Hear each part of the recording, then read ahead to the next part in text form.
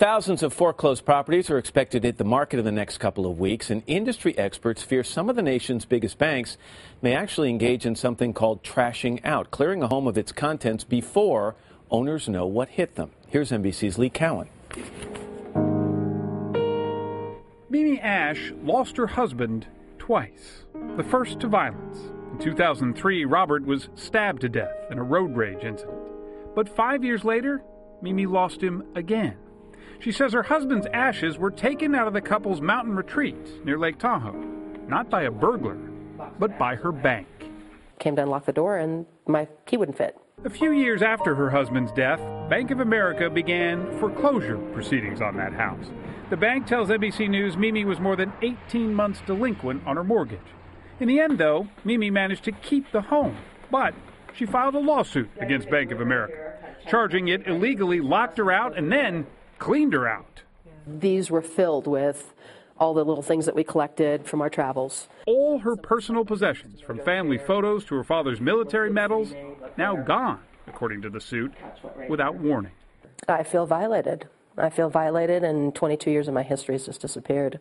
Bank of America tells NBC News that it did post a notice on Mimi's front door warning her about removing her personal property, but many experts say that is not enough. In most cases, a court order is required to physically evict a previous owner or tenant.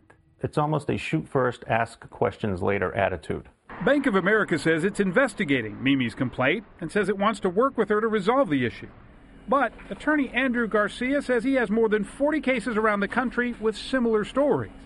He says problems like this often are the result of a mix-up in paperwork, the bank's left hand not knowing what the right hand is doing.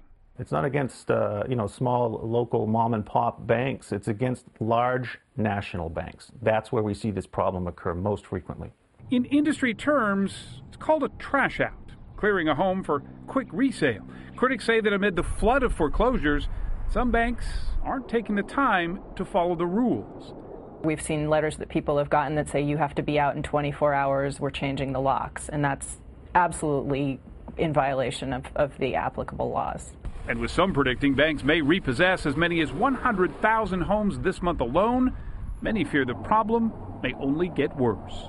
Everything that made it a home is gone. For Mimi, she says an empty house is hardly worth fighting for anymore. For today, Lee Cowan, NBC News, Los Angeles.